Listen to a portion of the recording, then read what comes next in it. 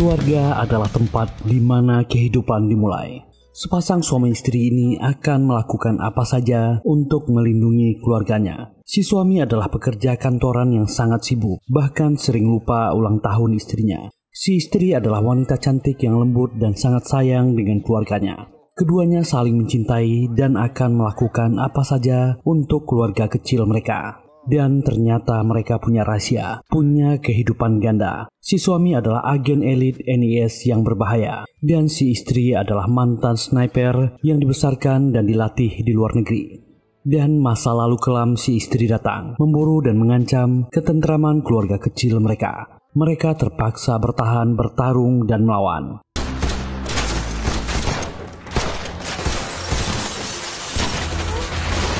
Agen-agen berbahaya dari organisasi lama tempat si istri dilatih memburu mereka. Akan ada infografis untuk tokoh-tokoh di serial ini. Tanpa lama-lama, yuk kita gaskan!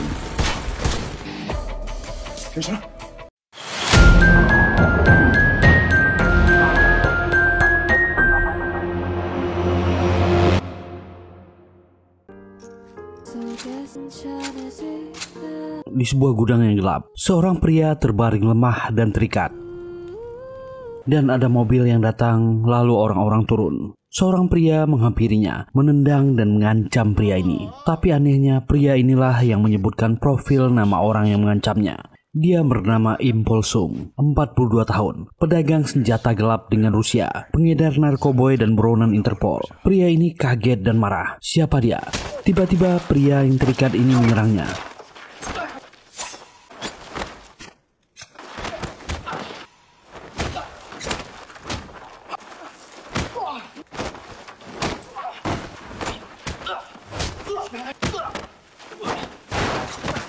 Dengan mudah dia mengalahkan semua orang di sana. Tak ada satupun yang selamat. Polsung memohon dan meminta ampun.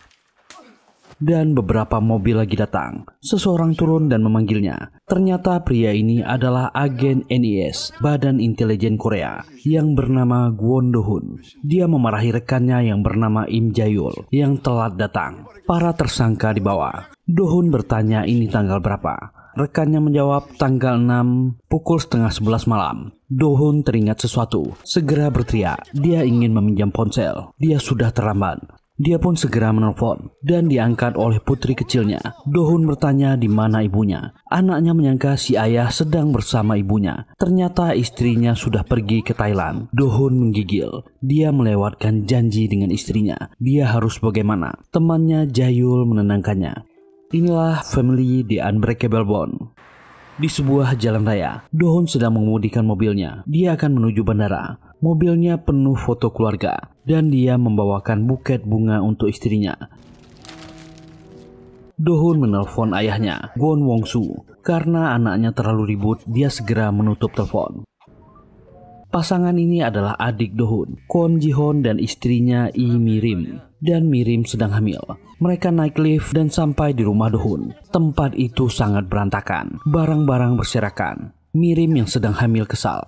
Wong-soo kembali menelpon anaknya. Rumahnya berantakan, banyak sampah di mana-mana. Tapi Do-hun segera menutup telepon. Wong-soo kesal, meminta anak dan menantunya membersihkan rumah ini. Mereka memang akan mengadakan acara di sini. Peringatan duka cita kematian istrinya. Mereka selalu melakukan ini setiap tahun. Mereka bertiga kesal. Yang punya rumah sedang berlibur ke Thailand. Tapi mereka meninggalkan rumah dalam keadaan berantakan. Inilah potret keluarga kecil Do-hun 8 tahun yang lalu.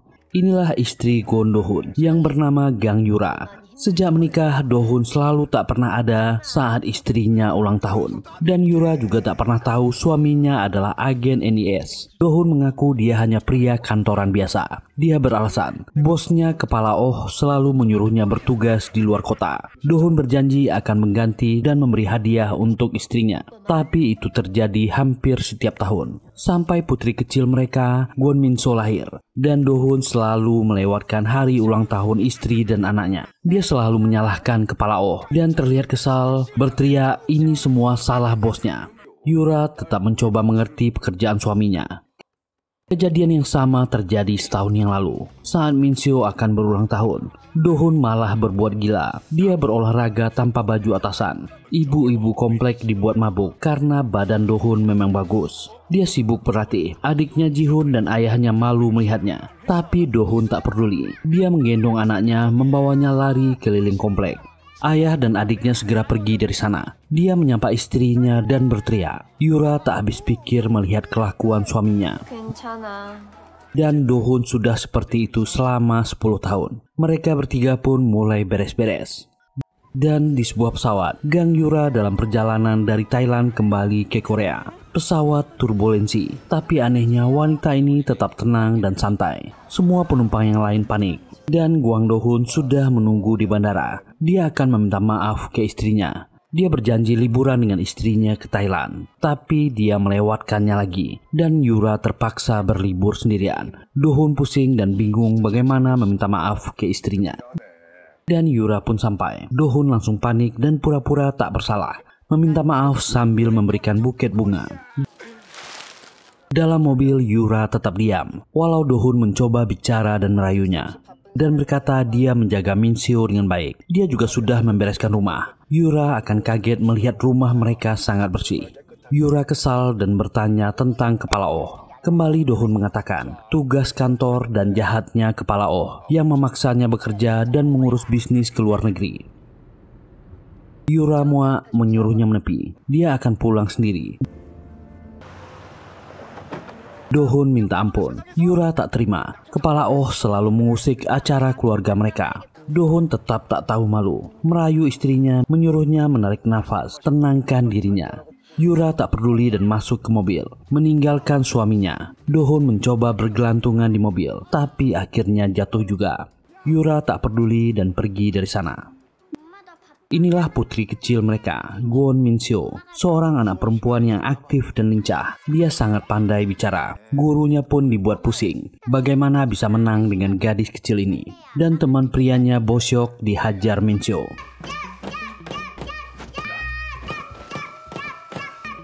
Sementara itu, ketiga orang ini selesai membereskan rumah. Yura menelpon mertuanya dan mengatakan apa yang terjadi.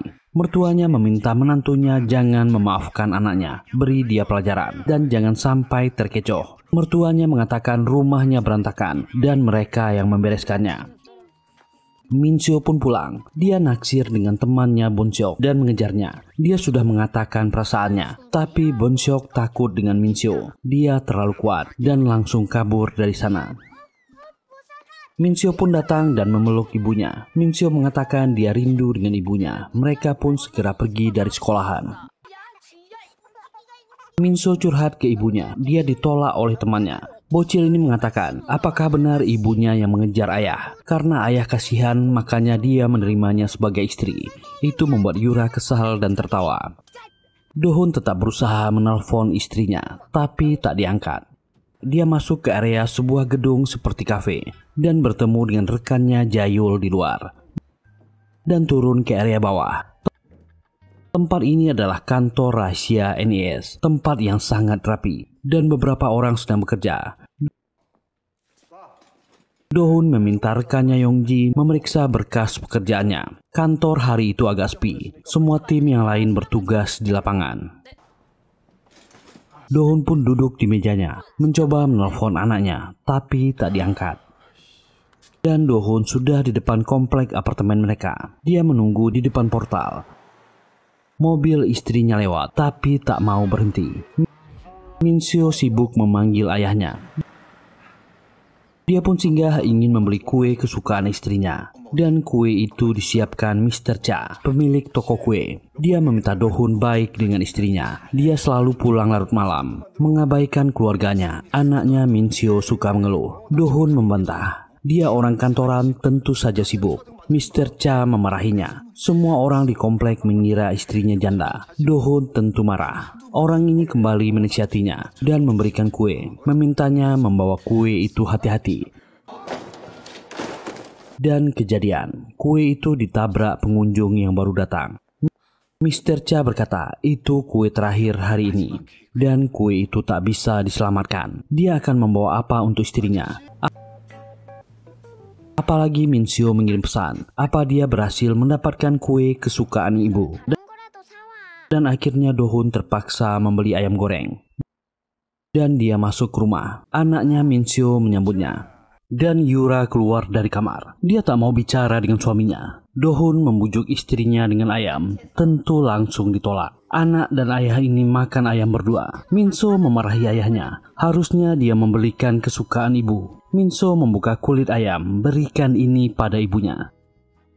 Yura pura-pura sibuk membaca. Dohun berusaha membujuk istrinya. Tapi Yura tak mau tahu. Buat janji dengan bosnya. Dia ingin bertanya sendiri. Seperti apa bos zalim yang mengganggu urusan keluarga mereka. Lampu kamar mati. Ternyata Dohun lupa mengganti lampunya. Dia dimarahi istrinya. Dohun keluar kamar dan segera duduk di luar.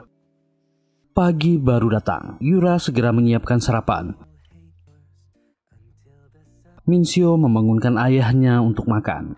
Pasangan ini masih sama-sama tak bicara. Peraturannya adalah mereka tak boleh kelihatan bertengkar di depan anaknya. Dan Minseo berkata, lalu gadis kecil ini pergi ke sekolah. Dohun sudah di parkiran dan akan pergi, tapi dia menunggu istrinya dan mengingatkan di pesan, ini hari mereka bersama minum wine. Dulu mereka pernah janji, walaupun bertengkar mereka akan tetap melakukannya. Tapi kali ini Yura tak akan memberi ampun, dia akan menolaknya. Yura ternyata punya usaha, toko kue kecil di sekitar komplek itu. Dia sangat ramah, semua orang mengenalnya. Di depan tokonya dia bertemu dengan ayah mertuanya Wongsu.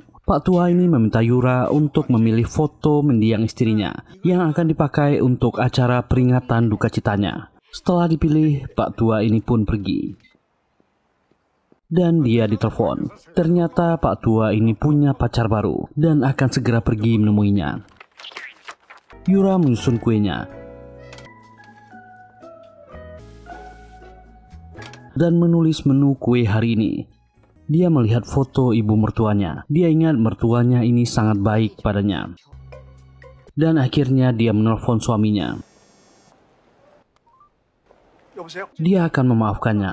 Mereka akan melakukan hari minum wine bersama. Tapi mereka tetap tak akan berbaikan. Sampai dia bertemu dengan kepala Oh. Tentu saja itu membuat Dohun sangat senang. Dia tak peduli dilihatin oleh orang-orang sekitarnya. Dan berteriak. Yura mengancamnya, dia jangan pulang telat malam ini. Hari ini adalah hari duka cita ibunya. Dan menutup telepon. Dohun adalah orang yang sangat ramah dan baik dengan keluarganya. Tapi itu akan menjadi hal yang berbeda ketika dia menjalankan misi. Dia seperti orang yang berbeda. Orang ini sudah berada di taman bermain, membawa tas senjatanya. Lalu dia naik ke atap sebuah gedung. Rekannya Yongji bertanya di mana dia.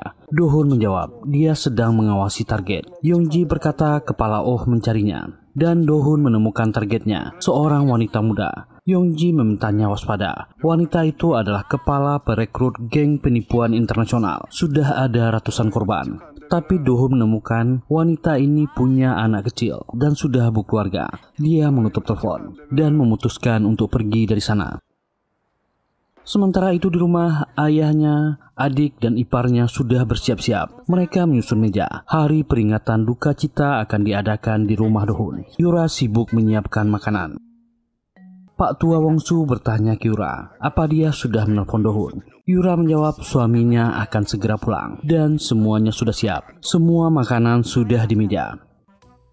Pak tua Wongsu melihat jam. Sudah hampir jam 10:30 malam. Tapi Dohun belum pulang juga. Yura kembali menelpon suaminya, tapi tak diangkat. Mereka curiga kepala Oh memberinya tugas lagi. Mereka semua kesal.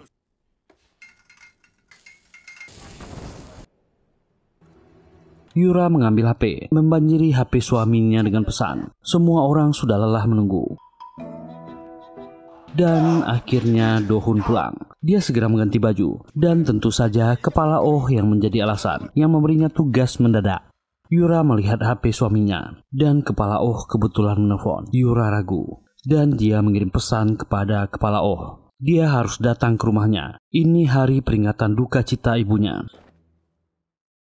Dohun segera menyajikan minum untuk mendiang ibunya. Dan Wongsu bicara, semua makanan di meja ini adalah kesukaan istrinya semasa hidup. Dan dia memperkenalkan Mirim sebagai anggota keluarga baru mereka. Ini istrinya Jihun. Mirim pun segera memperkenalkan dirinya. Dan Yura cepat-cepat menyiapkan minuman dan tisu. Dan Wongsu menangis sedih. Melihat kakeknya menangis, Minseo juga menangis. Jihun ikut-ikutan menangis. Dan Dohun ditarik adiknya, juga ikutan menangis. Suara tangis mereka sangat kompak. Dan Yura sudah biasa melihat ini setiap tahun. Dan tiba-tiba bel pintu mereka berbunyi. Yura menyangka itu pesanan makanan Jokbal mereka datang. Jihun dan Mirim membuka pintu, tapi ada seorang wanita cantik di sana. Wanita ini berkata, dia adalah bosnya Kwon Dohun, kepala Oh Chunryun. Mereka semua tak menyangka kepala Oh datang ke sana. Semua orang melihatnya. Pak tua ini tak menyangka bos anaknya adalah wanita yang sangat cantik, bukan laki-laki. Dohun panik, semuanya akan kacau. Kenapa dia kesini? Kepala Oh menjawab, Dohun yang menyuruhnya datang. Dan Yura masih tak mau melihatnya.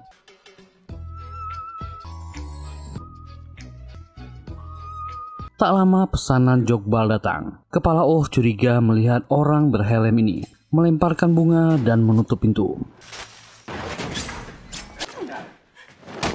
Semua orang tentu mencurigai Dohun, melihat ke arahnya. Yura pun mengaku dia yang memanggil kepala Oh dan ingin bicara dengannya. Dan di luar, setelah kepala Oh melemparkan bunga, dia diserang orang berhelm ini. Dan ternyata wanita ini berbahaya. Orang ini terlempar ke lift. Kepala Oh menutupnya. Mengaburkan kamera CCTV dan baku hantam itu dimulai. Orang ini menyerang dengan pisau. Kepala Oh melihat tatonya, bertanya siapa dia.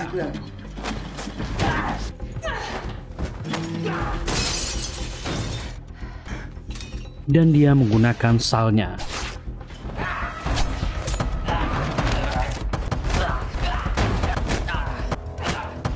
Orang ini jatuh. Dohun segera turun dan menelpon kantor agar mereka mengirim orang. Ada penyerangan di komplek rumahnya. Saat pintu lift dibuka, si penyerang sudah pingsan. Wanita ini kembali memakai salnya. Dohun menelpon, situasi dibereskan. Dia meminta tim pembersih. Kepala Oh masuk kembali ke mobilnya. Dohun mengikutinya. Dari pisaunya, penyerangnya berasal dari Vladivostok, Rusia. NIS tak mengusik mereka. Kepala Oh mengatakan orang itu mungkin mengejarnya. Dohun kesal. Dia memancing penjahat ke komplek rumahnya. Kepala Oh memintanya tenang. Situasi akan ditangani. Tapi ketiga orang di atas ini sudah punya pikiran macam-macam. Ketika tahu kepala Oh wanita yang cantik, kasihan Yura. Dia pasti pusing ketika suaminya ke kantor sekarang. Dan ternyata Yura sudah di belakang mendengar mereka. Mereka semua kaget. Pak tua Wongsu melemparkan tulang ayam ke anaknya, berteriak agar dia kembali ke rumah. Dohun meminta bosnya untuk pulang saja. Tapi Oh Chunryun penasaran. Dia belum bertemu dengan istrinya yang memintanya datang tengah malam ini. Dia berjanji akan menyelesaikan salah pahamnya. Kepala Oh membuka bagasi mobil.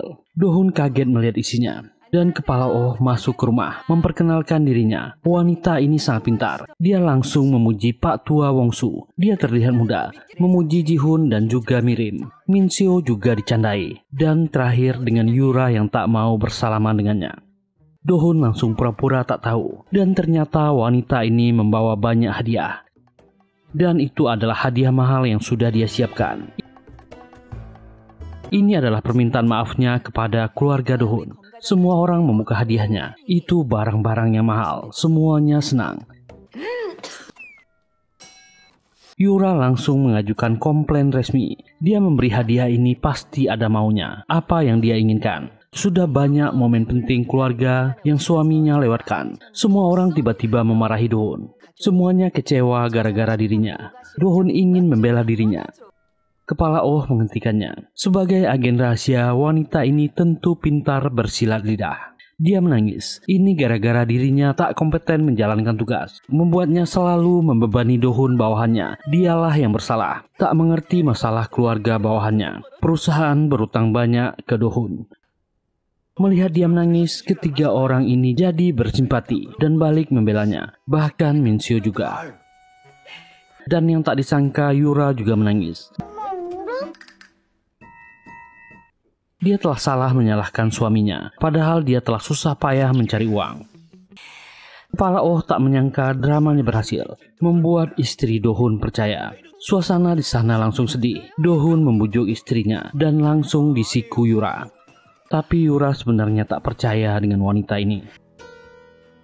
Dan acara itu dilanjutkan dengan makan dan minum, lalu bernyanyi karaoke bersama. Dohun pun terpaksa menari. Yura menemani Kepala Oh minum soju. Dohun dan Yura mengantarkan Kepala Oh yang mabuk ke bawah. Wanita ini akhirnya masuk ke mobil, menyuruh si sopir cepat-cepat jalan, melepas kepergian Kepala Oh. Yura bertanya ke suaminya, berapa usianya? Kenapa dia tak pernah bilang Kepala Oh wanita? Dohun tetap beralasan, dan Yura berhasil mendapatkan kontak Kepala Oh. Jika suaminya tak mengangkat telepon, dia akan menelpon bosnya. Dan ternyata Kepala Oh cuma pura-pura mabuk dan menelpon bawahannya. Vladistok sudah bergerak. Malam itu Minseo menelpon Bongsok dan bertanya bagaimana jawabannya. Dia menyukai Bongsok dan bocil ini kena tolak. Bongsok mengaku dia tak menyukai Minseo. Tentu bocil ini sangat marah dan mengancamnya. Bongsok cepat-cepat menutup telepon. Dohun membawa istrinya ke kamarnya. Dan acara minum wine mereka diganggu oleh Minseo yang menangis masuk ke kamar. Dia telah dicampakkan Bongsok. Malam itu acara mereka kacau dan Minseo tidur bersama kedua orang tuanya. Besoknya Minseo diantar ke sekolah oleh kedua orang tuanya. Setelah Minsok masuk, Dohun kembali mendesak istrinya pulang lebih awal malam nanti. Tapi Yura menolak. Mereka sedang bertengkar dan ada gencatan senjata. Tapi Dohun dengan tingkah konyolnya tetap memaksa istrinya berteriak keras-keras, membuat semua orang tua murid melihat mereka. Bahkan Dohun juga melakukan push up. Dia penuh energi dan kuat. Dengan terpaksa Yura menyanggupinya, malu melihat kelakuan suaminya.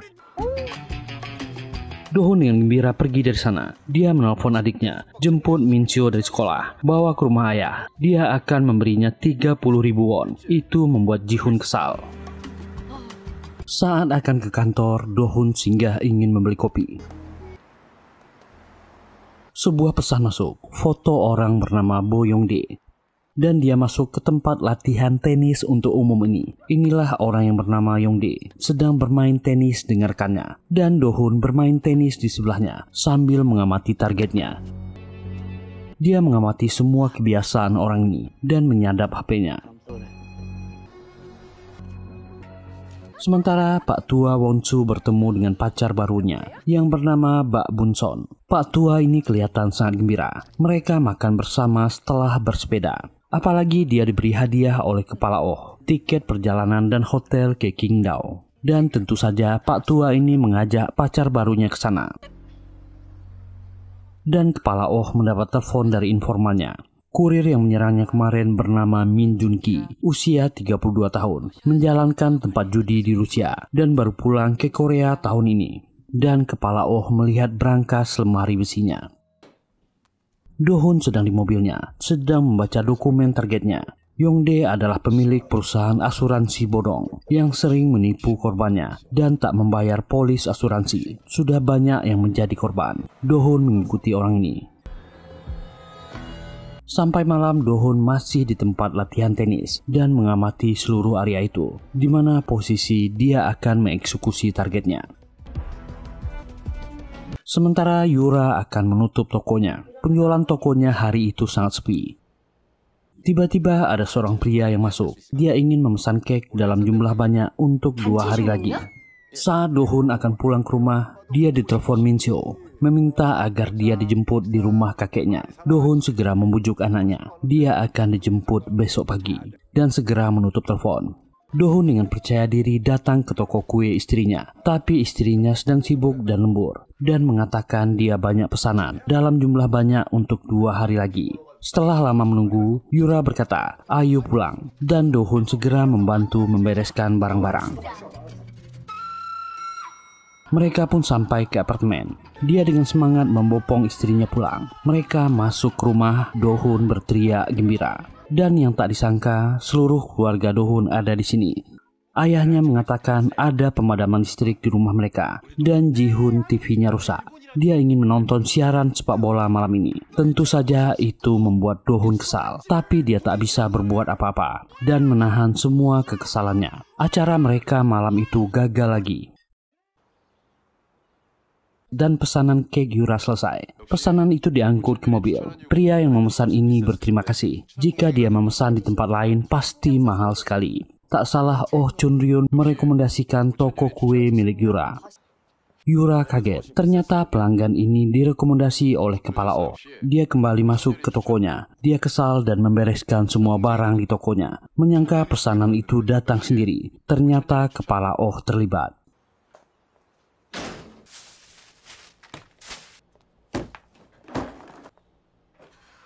Tak lama pesan pun masuk. Minseo mengirim foto. Dia mendapatkan penghargaan di TK-nya dan mendapat banyak buket bunga. Yura segera menelpon anaknya dan meminta maaf, harusnya ibu hadir. Tapi pesanan banyak hari ini. Minseo tak masalah menghibur ibunya. Dia pun menutup telepon. Di kantor NIS, Dohun melaporkan semua informasi targetnya.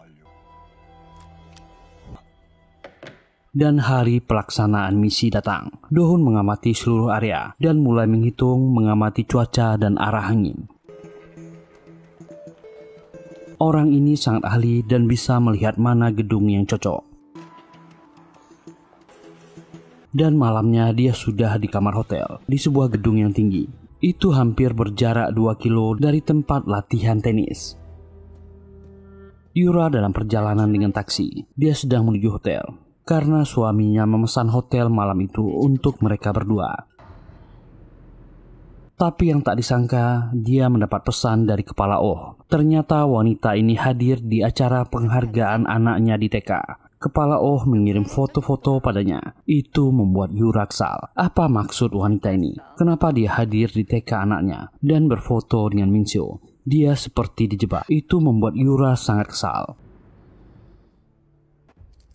Di hotel, Dohun membuka kotaknya, berisi senapan sniper. Pria ini merakit dan menyusunnya, lalu melubangi kaca dengan peralatannya. Dan di bawah, Yura sampai di hotel itu. Dia segera masuk. Dan yang tak disangkanya, dia juga melihat kepala Oh di hotel itu, dan masuk ke lift. Yura berusaha mengejarnya, tapi tak berhasil. Pikirannya semakin kalut. Di atas Dohun sudah siap.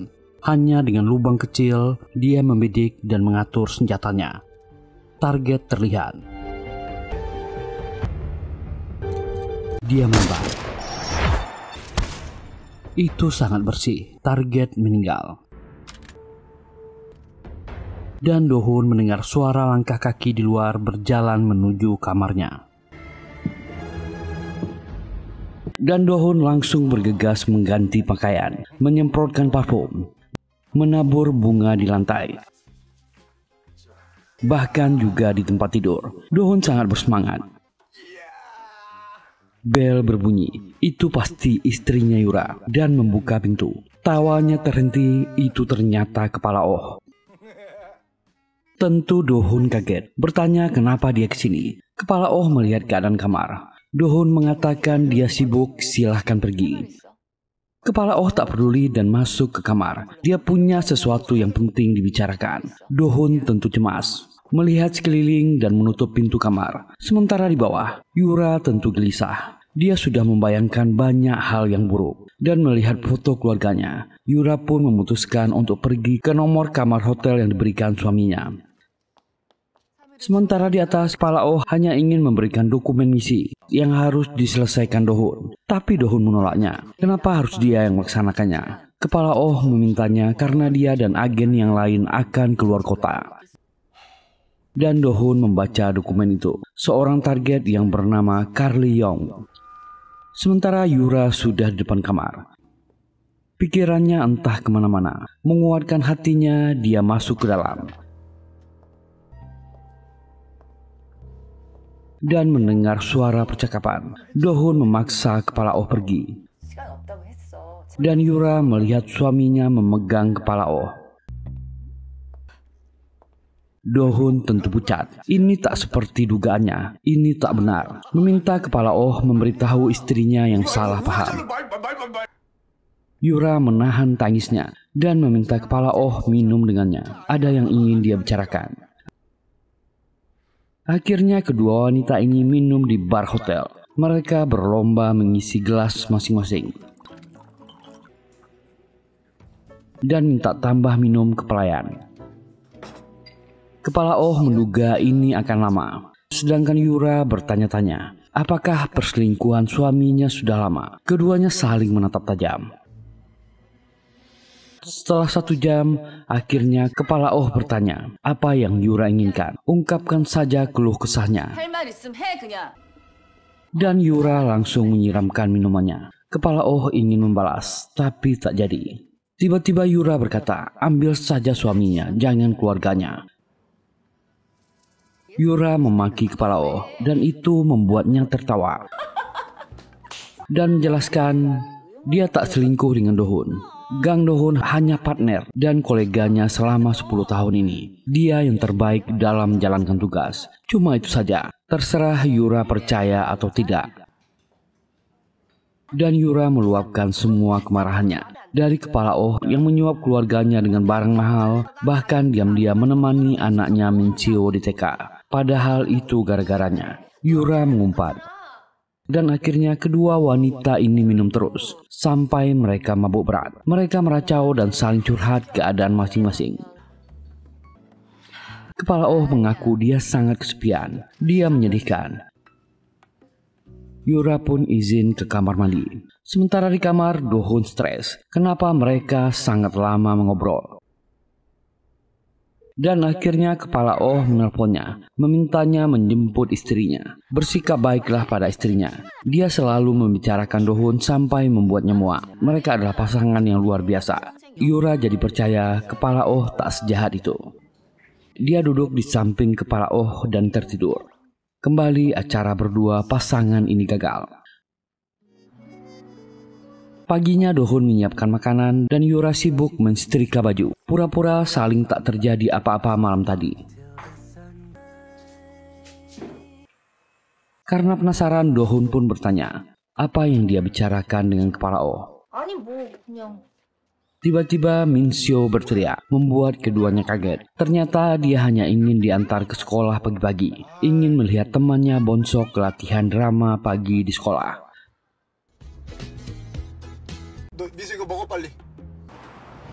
Dan Mincio pun sampai diantar ke sekolah. Sementara itu kepala Oh menelpon atasannya, menyelidiki hubungan penyerangnya kemarin dengan organisasi MGD dari Rusia. Dan mereka mendapat kabar akan ada petingginya yang datang lewat Incheon besok. Mereka sedang mengawasi pelabuhannya. Perwakilannya bernama Dominic. Belum diketahui tampang, ras, dan usianya. Mereka akan melapor begitu ada update. Agen Jayor melapor ke kepala Oh.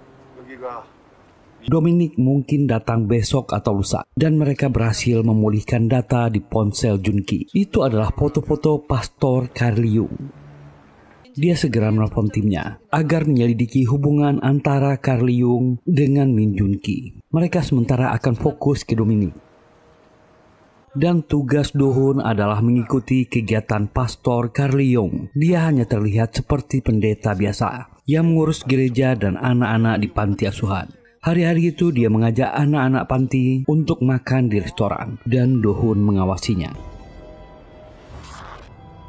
Agen Jayul mendapat update soal Dominic. Orang ini banyak identitas palsu. Mereka akan sulit melacaknya jika dia masuk ke Korea. Mereka harus menghentikannya di pelabuhan. Interpol juga kesulitan melacaknya. Jika terpaksa, mereka akan menghabisinya.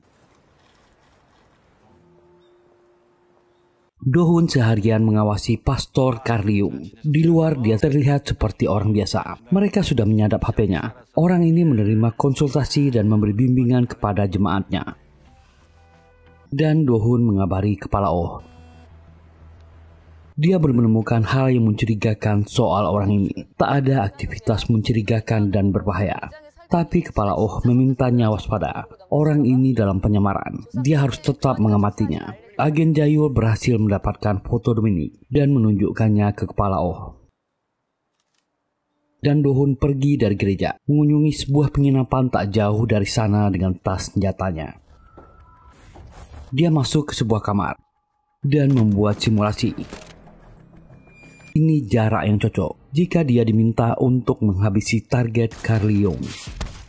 Gedung ini hanya 1 kilometer dari gereja. Dan Dohun kembali ke rumahnya, disambut anak dan istrinya. Paginya dia ditelepon oleh temannya yang baru datang dari luar negeri. Dohun tak menyangka dia sudah lama kehilangan kontak temannya. Dohun mengajak mereka akan bertemu di sekolah anaknya. Dan kebetulan hari itu, di TK Minseo akan ada pertunjukan seni dan teater oleh anak-anak TK. Gurunya sibuk menyiapkan murid-muridnya untuk pertunjukan. Sementara Dohun sedang menunggu di sebuah kafe dengan kopinya.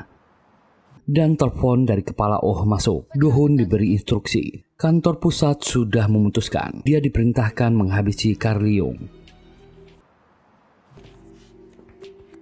Dan agen Yongji di kantor menelpon Kepala Oh. Dipastikan Carlyung lah yang membantu Min Jung-gi masuk ke Korea. Dia masuk tahun lalu. Dan dipastikan Carlyung akan terbang besok ke luar negeri. Kepala Oh makin yakin Dohun harus membereskan Carlyung hari ini. Jayul melapor. Diperkirakan Dominic akan sampai dalam 1 jam. Tapi Kepala Oh meminta Jayul untuk ikut dengannya ke Seoul. Tugas mereka di sini akan digantikan agen lain. Dan Dohun sudah kembali ke penginapan kemarin dan memasuki kamar yang sama. Dia segera menyiapkan dan merakit senjata snipernya. Lalu membidik dan dia menemukan targetnya. Tapi ada anak kecil yang tiba-tiba masuk ke sana. Dohun jadi ragu. Dan teleponnya berbunyi. Untunglah dia tak jadi menembak. Kepala Oh memberitahu Carlyung akan ditangkap hidup-hidup. Dia akan maju dengan tim C. Dohun boleh mundur. Dohun segera mengemas senjatanya dan pergi dari sana. Carlyung keluar dari gereja menuju mobil. Dan seseorang mendatanginya. Itu seorang pria asing. Dia memegang pistol dan memasang peredam. Carlyung mengenal orang ini dan bertanya kenapa asosiasi bertindak. Apa salahnya? Dan orang ini dihabisi. Bule ini menelpon, target sudah dihabisi. Dia akan melakukan misi selanjutnya dan pergi dari sana. Akhirnya Dohun sampai di sekolah anaknya. Hanya dia yang terlambat. Seluruh keluarganya sudah di sini, menonton pertunjukan Minseo di dalam. Bahkan dia tak sempat memberi bunga. Tapi dia tak bisa masuk karena dilarang. Selama pertunjukan, pintu tak boleh dibuka. Dan akhirnya pertunjukan kelas Minseo dimulai. Bonsok bocah yang disukainya akan melakukan adegan romantis dengan pemeran utama wanita.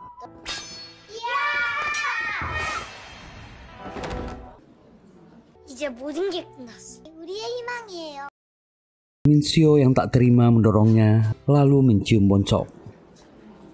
Semua orang kaget dan heran melihatnya.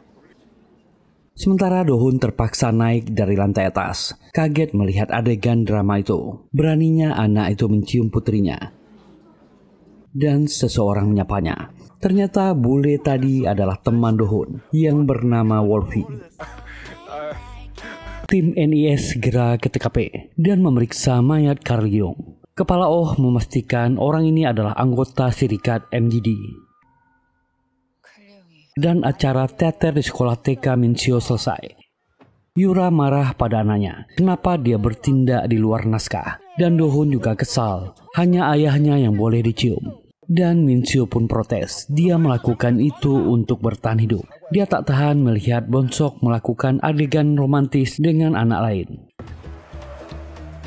Dan keluarga ini pulang ke rumah. Min Seo pamitan tidur dengan ayahnya. Do-hun pun menelpon temannya Wolfie dan bertanya bagaimana pekerjaannya hari ini. Orang itu menjawab, dia akan sibuk besok. Do-hun menawarkan agar dia berkunjung ke rumahnya. Dia akan mengenalkannya dengan istri dan anaknya. Orang inilah yang berkode nama Dominic dari Serikat MGD. Dia menyiapkan senjatanya. Do-hun langsung ke kamar malam itu.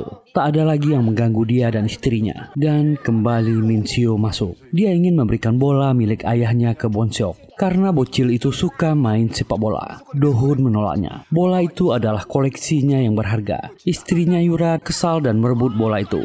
Dia juga tak pernah main bola sekarang. Berikan saja pada anaknya. Akhirnya malam itu terpaksa Do-hun menemani anaknya tidur lagi. Besoknya Kepala Oh melapor kepada pimpinannya. Serikat MGD adalah kelompok pembelot utara yang menetap di Rusia. Dan dia memberikan data-data tentang anggota lama serikat ini. Orang pertama, Choi Kyu-hon, meninggal tahun 2018, dihabisi di Poznan, Polandia. Lalu Lee Jong-pil, di awal tahun 2002 dia dihabisi di Manila, Filipina. Han Dae-won, di tahun yang sama dia dihabisi di Melbourne, Australia. Dan Carly Young alias In-wook, kemarin dia dihabisi di Seoul. Polanya mirip, mereka menduga ada pembersih dari serikat yang datang. Pemimpin serikat MGD sekarang namanya adalah Warrior. Dan ada 3 orang dari anggota serikat lama yang masih menghilang, bernama Mol, Butterfly, dan Hwacha. Yang jadi pertanyaan, kenapa Warrior ingin menyingkirkan teman-teman lamanya? Kabarnya ada konflik antara anggota lama dan anggota serikat yang baru. Setelah pemimpin baru dipilih, banyak anggota lama yang melarikan diri. Atasan Kepala Oh meminta dia untuk mengikuti dan melacak ketiga orang ini.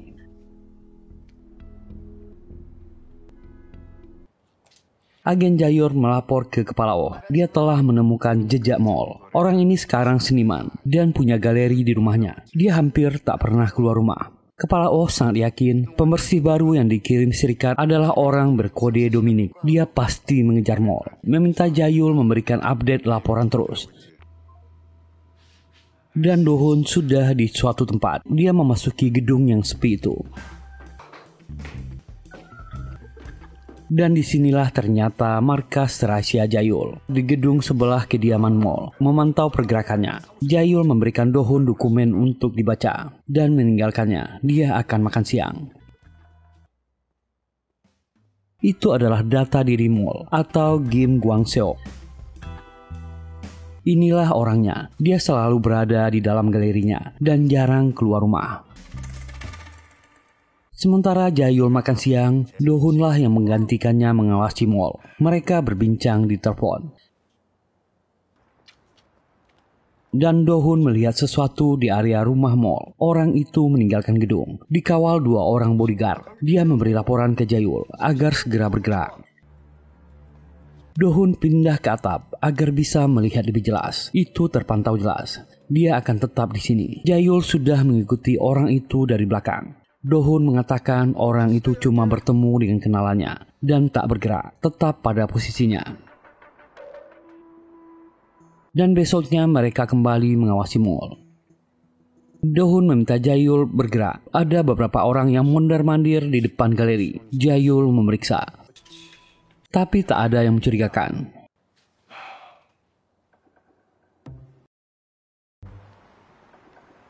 Kepala Oh membuka brankas besinya dan mengambil sebuah kartu nama. Ada tulisan papilon di atasnya. Lalu menelpon seorang agen bernama Cherry. Kembali ke Seoul, dia punya tugas baru untuknya. Mencari orang bernama Hwacha, anggota serikat MGD selama 25 tahun. Temukan semua data terkait dengannya. Sementara itu Do-hun masih mengawasi target.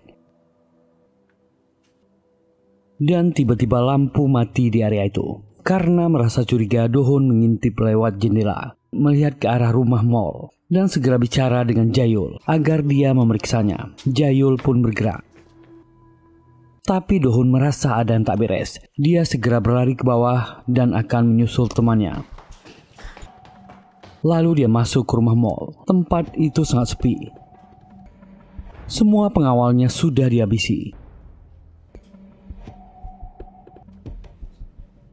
Dan di ruang atas, Dohun menemukan target. Mall sudah dihabisi. Dan Dohun segera mencari temannya Jayul. Dia menemukannya. Jayul tertembak dan terluka. Dan menunjuk ke arah luar. Dohun mengejar pelakunya. Dan ternyata itu adalah Wolfie, sahabat Dohun dari luar negeri.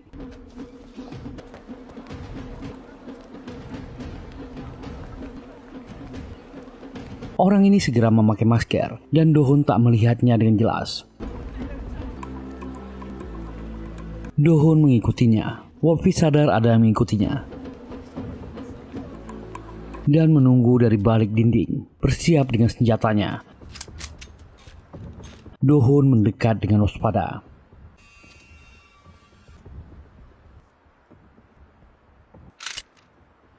Dan orang ini sudah melarikan diri. Dohun kehilangan jejaknya. Dan video penemuan mayat mall yang diambil Jayul dikirimkan kepada Kepala Oh. Dan kamera Jayul sempat menangkap gambar si pelaku yang menembaknya.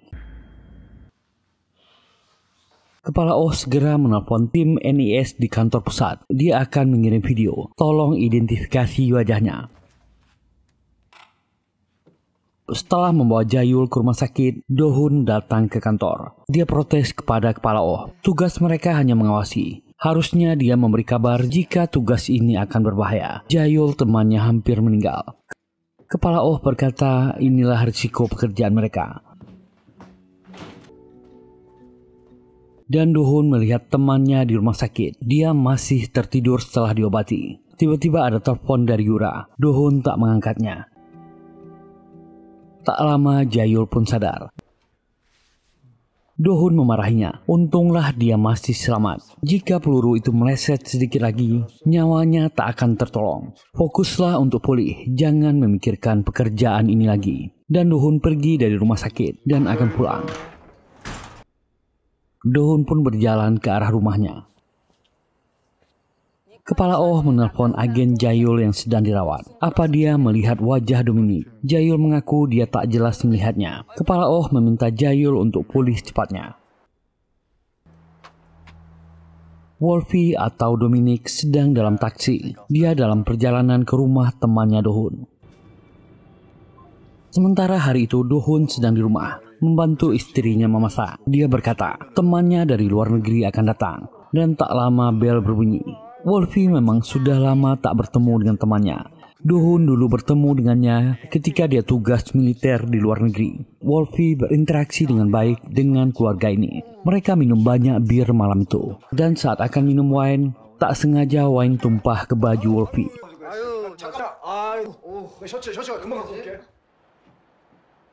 Sementara Kepala Oh mendapat pesan dari tim IT-nya. Mereka mendapatkan wajah Dominic. Dia segera menelpon, periksa dan kirimkan ke Interpol. Target mereka sedang di Korea. Sementara itu di rumah, Dohun mengambilkan baju ganti untuk temannya. Dan tiba-tiba Kepala Oh menelponnya. Dohun bertanya, dia sedang tak bertugas hari ini dan bersama keluarga. Kepala Oh memberitahu, mereka menemukan dan memperbaiki foto wajah penembak Jayul. Dia akan mengirim foto. Dohun melihatnya. Itu teman baiknya Wolfie. Dohun terdiam. Tak menyangka Wolfie anggota Serikat MGD. Dan melihat temannya yang sedang bermain dengan Mincio anaknya. Dan tak lama Dohun mengantar temannya pulang. Wolfie mengaku dia akan kembali ke Jerman lusa nanti dan berharap mereka bisa berjumpa lagi. Lalu dia pergi. Dohun ingin menelpon Kepala Oh, tapi dia tak jadi melakukannya. Dia bingung apa tindakan yang harus diambil. Besok paginya, dia pamitan dengan istri dan anaknya. Dia punya tugas mendadak di kantor. Saat akan pergi, ayah dan adiknya datang ke rumah mereka. Mereka menonton video masa lalu yang direkam saat ibu Dohun masih hidup. Ketika itu Dohun pulang dalam keadaan mabuk. Dan tiba-tiba Yura juga akan pergi. Dia meminta tolong ke Ji-hoon, adik iparnya, agar menjaga Min-so 2 jam saja. Dia akan membeli bahan makanan. Dan Yura pun pergi. Do-hoon sedang di mobilnya. Dia masih bingung tindakan apa yang harus diambilnya. Dan kepala Oh mendapat profil Dominic, Thomas Wolfe, kebangsaan Jerman. Dia mantan anggota KSK, pasukan militer Jerman, dan akan meninggalkan Korea besok. Kepala Oh akan mengutus tim ke sana. Mereka harus menangkap orang ini, dan dia akan segera menyusul. Wolfe sedang berjalan di taman, dan sesekali melihat jamnya, lalu duduk di bangku taman. 2 kilometer dari sana, di atas sebuah menara gedung, seseorang membuka tas dan merakit senjata snipernya, memasang peluru. Wolfe menerima telepon dari Do-hoon. Dia mengangkatnya, dan dia tertembak. Inilah snipernya, seorang wanita. Ini semakin seru dan tak pernah kita sangka. Si sniper adalah Gang Yura. Apa yang terjadi? Siapakah identitas Gang Yura yang sebenarnya? Kembali ke saat Wolfe berkunjung ke rumahnya. Saat itu Do-hoon dan Misio sedang di dapur. Dan Wolfe berbincang dengan Yura, memberikannya oleh-oleh lampu antik dari Eropa. Dia menerangkan, lampu unik ini ada pesan dari pembuatnya. Ketika lampu dipadamkan, tertulis Memento Mori. Itu pesan kematian. Sekelebat bayangan masa lalu melintas di otak Yura. Di negeri penuh salju dan anak-anak bertahan hidup, Yura mulai gelisah. Apa orang ini tahu identitasnya? Tak sengaja dia melihat Wolf berganti baju. Ada tato yang dikenalnya, sama dengan yang di tengkuk Yura yang sudah dihapusnya. Yura yang kita sangka cuma perempuan lemah adalah wanita berbahaya, seorang sniper handal. Masa lalu Yura akan kita ceritakan nanti. Yura pun berbelanja, lalu berjalan pulang. Pikirannya tak bisa fokus. Dia singgah ke rumah ayahnya akan menjemput Misio, tapi ayahnya sedang memarahi Ji-hoon dan mengejarnya. Ayahnya marah karena mobil yang dipinjam Ji-hoon dari temannya rusak dan terpaksa mengganti karena Ji-hoon tak punya uang. Ayahnya kesal dan menyambar. 500.000 won itu jumlah yang banyak, dan Ji-hoon melarikan diri keluar rumah. Akibatnya kakek Wong-soo terlambat datang ke reuni sekolahnya. Dia mengeluh ke Yura. Yura menyarankan lebih baik ayahnya naik kereta api saja. Yura menenangkannya dan mengantar ayah mertuanya keluar untuk pergi reuni. Mayat Wolfe diperiksa dan diautopsi pihak NIS. Mereka menemukan tato dan bekas tembak. Itu peluru yang menembus. Yang anehnya, kepala Oh mengenal gaya tembakan itu. Dia menyebut nama Ballet. Wajahnya terlihat cemas.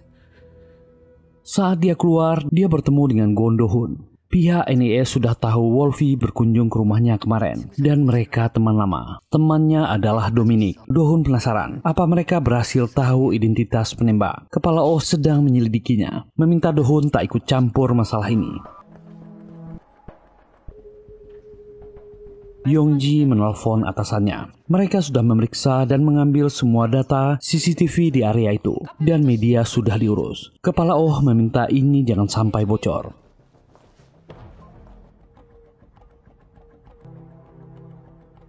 Do-hoon sudah di kamar mayat dan memeriksa mayat temannya. Sebagai sniper, dia tahu penembak yang melakukan ini sangat ahli, dan Wolfe temannya dipastikan anggota serikat MGD. Dan di luar, dia meminta Yong-ji mengirim semua data tentang Wolfe. Besoknya semua keluarga pergi ke toko baju tradisional. Mereka akan memilih pakaian. Sebentar lagi pesta ulang tahun kakek Wong-soo akan diadakan. Semuanya bersemangat. Dan Yura meminta jangan ada yang mengacau. Tak lama kakek Wong-soo juga datang ke sana untuk memilih baju. Ketika di toilet, kakek tua nakal ini pusing. Ternyata dia punya 2 pacar, Ibu Ba dan Ibu Wun. Keduanya mengirim pesan, mereka bisa hadir di pesta ulang tahunnya ke-80. Dia harus bagaimana, dan membayangkan apa yang terjadi di pestanya. Kedua ibu-ibu ini akan bertarung dan gelut. Itu sangat membuatnya pusing. Di mobil, Pak tua ini terus berpikir dan akhirnya dia membuat keputusan akan membatalkan pesta ulang tahunnya ke-80 dan melarikan diri dari mobil, membuat semua keluarganya panik. Dan di kantor cabang ini, Kepala Oh sudah menemukan peluru yang ditembakkan sniper dan melihatnya. Dia segera membuka datanya. Orang yang menggunakan cara ini bernama Ballet, anggota Serikat Lama MGD. Dia selalu menembak dengan gaya ini. Apa yang terjadi sebenarnya? Kepala Oh membuka brankas besinya dan mengambil sebuah kartu nama. Seorang perempuan memasuki sebuah departemen store dan memilih baju yang akan dibelinya.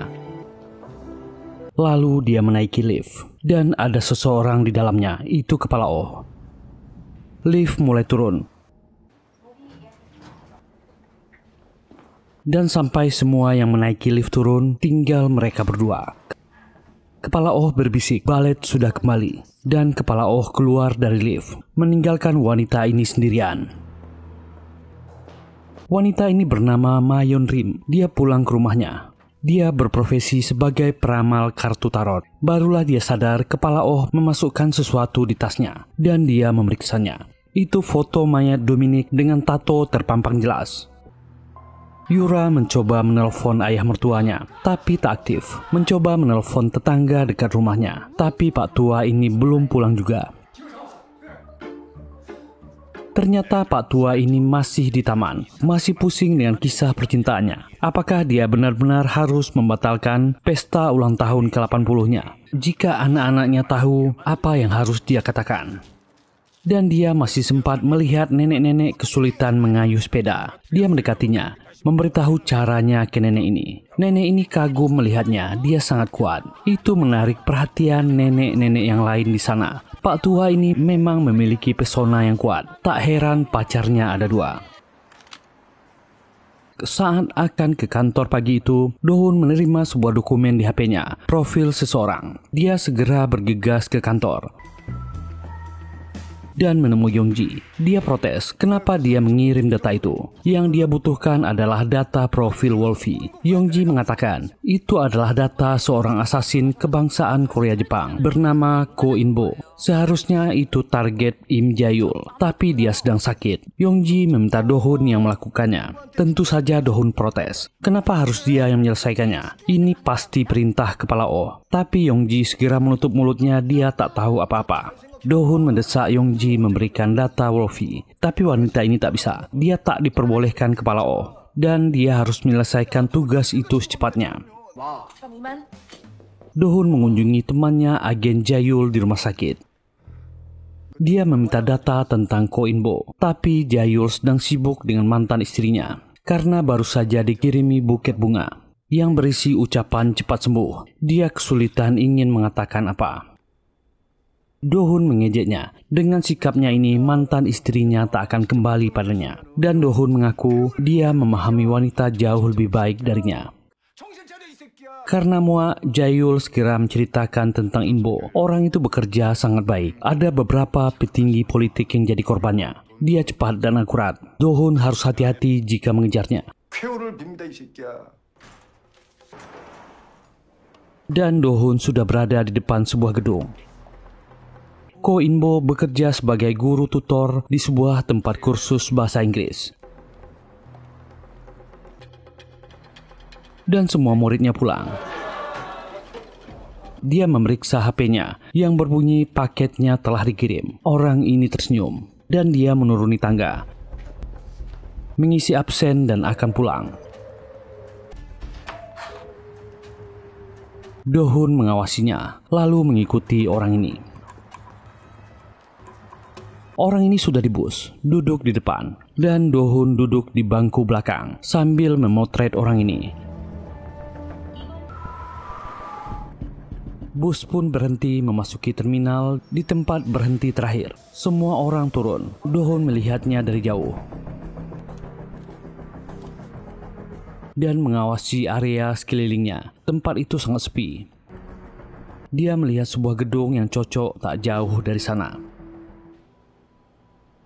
Yura sedang duduk di sebuah kafe. Masa lalu ketika dia kecil melintas di benaknya.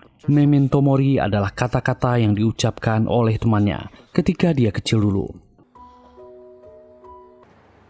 Lamunannya buyar ketika Yura menerima telepon dari suaminya. Do-hun mengabari dia akan pulang larut malam ini. Dan kepala Oh baru sampai ke rumahnya. Dia menelpon agen Jayul agar mengorek info dari Do-hun. Bujuk dia agar jangan ikut campur di kasus Wolfie. Jayul bertanya, kenapa Do-hun tak boleh ikut? Kepala Oh menjawab, kasus ini tambah rumit jika Do-hun ikut campur. Jayul pun mengabari dia akan keluar rumah sakit minggu depan. Kepala Oh memasuki rumahnya dan sudah ada yang menantinya di dalam. Itu Ma Yeonrim. Wanita ini duduk dengan santai dan ada pistol di atas meja. Dan yang tak disangka, Yeonrim adalah anggota serikat lama MGD dengan kode nama Butterfly. Yeonrim mengaku dia sudah lama pensiun dan tak peduli dengan apa yang terjadi. Tapi itu membuat kepala Oh emosi. Sepertinya dia tahu banyak tentang MGD dan mereka kenalan lama. Yeonrim mengaku dia kabur dari serikat setelah keluarganya disendera, putrinya diburu. Yeonrim hanya meminta kepala Oh melindungi putrinya karena dia tahu sedang diburu. Jika dia melakukannya, dia tak akan membuka rahasianya. Dan ada info yang disembunyikan di ponsel rahasia milik Dominic. Informasi tentang Warrior dan Bullet. Kepala Oh kaget dan tak menyangka itu. Sepertinya ada hubungan rumit di antara mereka di masa lalu. Dan diam-diam Do-hun datang tengah malam ke kantor kepala Oh. Dia mencari berkas. Dan Do-hun ternyata bisa membuka lemari besi kepala Oh.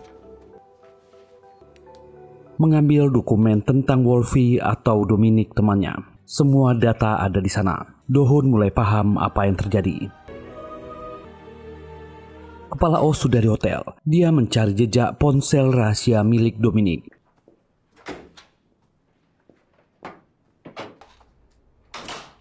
Dari informannya disinilah Wolfie atau Dominic menginap. Yongji sudah mengurusnya. Sejak kamar itu ditinggalkan Dominic, itu tak pernah digunakan. Kepala Oh meminta semua CCTV di area ini diamankan. Waktunya dari 2 jam yang lalu.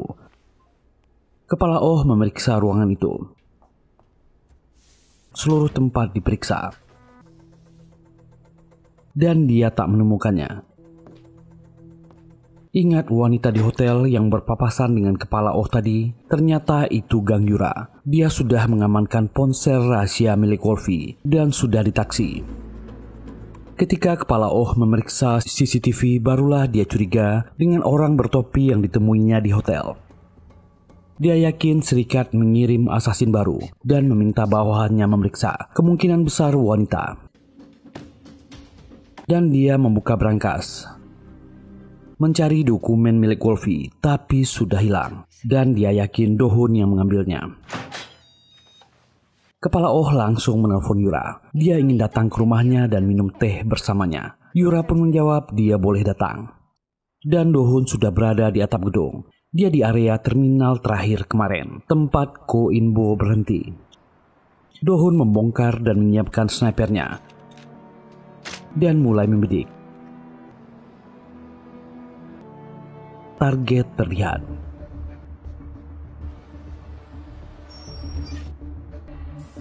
Bus berhenti, penumpang mulai turun, lampu bus dimatikan.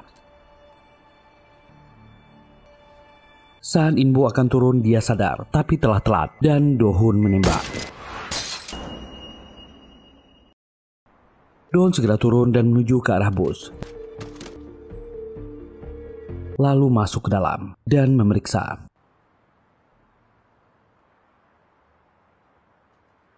Tiba-tiba orang ini bangkit dan menyerangnya. Gelut pun dimulai.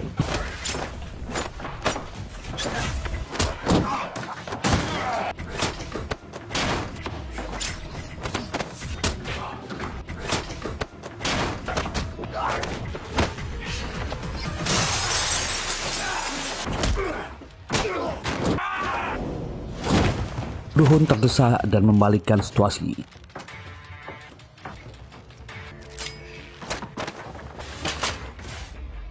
Keduanya kembali baku hantam.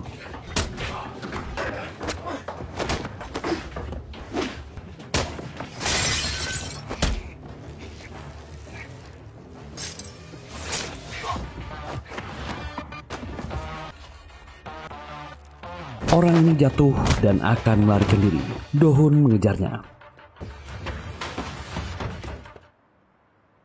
Sementara itu, kepala Oh sudah di depan rumah Yura. Dia agak ragu membukanya.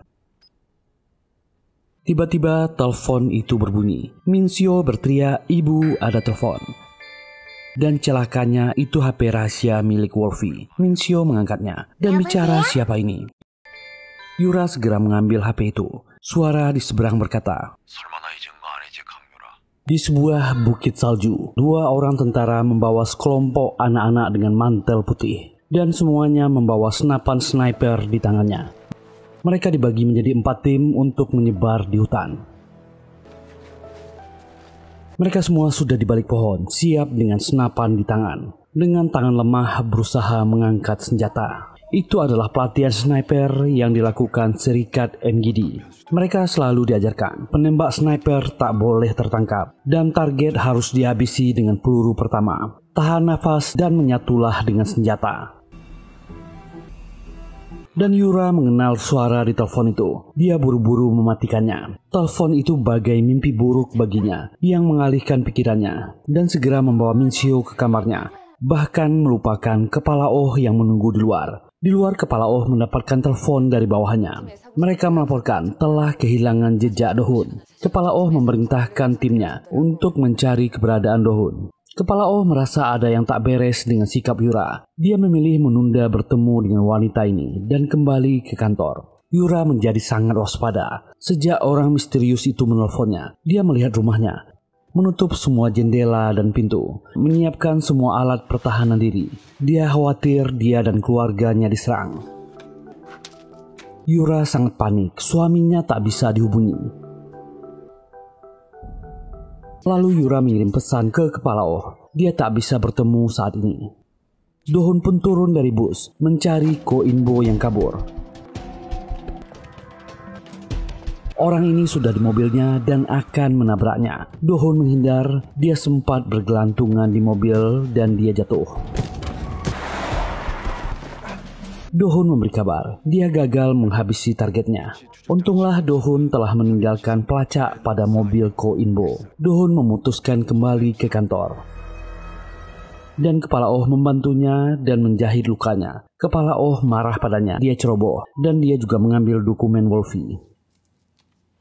Kepala Oh juga memberitahu, dia telah menemukan video tersangka orang yang menghabisi Wolfie. Dan memohon Do-hun tak ikut campur lagi dalam masalah ini. Lepaskan kasus ini. Do-hun curiga kepada kepala Oh yang menyembunyikan sesuatu darinya. Dan Do-hun menanyakan tato serupa di tubuh Carl Leung dan Wolfie. Sebenarnya itu tato apa? Kepala Oh membuat alasan, tato itu hanya tato Serikat Kejahatan biasa. Dia terlihat takut Do-hun menanyai lagi. Kepala Oh berusaha mengalihkan percakapan, membahas target yang tak berhasil Do-hun habisi.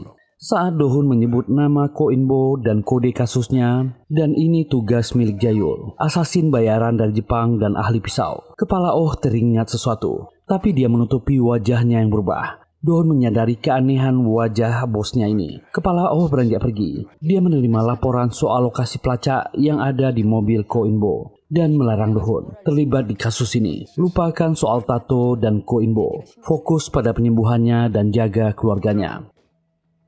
Taksi masuk ke area kantor Do-hun. Yura ternyata sudah di sana. Yura memutuskan untuk menjemput Do-hun ke kantornya. Dia sangat khawatir orang misterius akan menargetkan suaminya. Dan Do-hun keluar. Yura segera memanggilnya. Heran kenapa istrinya ada di sini. Sementara itu di Thailand, orang ini bernama Jo Taegu memerintahkan anak buahnya untuk menyiapkan tiket ke Korea. Dan dia melihat sebuah foto. Sekumpulan remaja yang memakai baju biru dengan kode nomor di bajunya. Orang ini bergerak menuju keramaian kota Thailand. Mereka sudah di perjalanan pulang. Do-hun tertidur.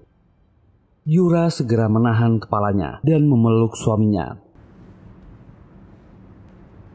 Keesokan harinya saat Yura bangun, dia sangat panik. Karena tak menemukan Do-hun dan Min-seo. Dia mencari kemana-mana di seluruh rumah dan menangis.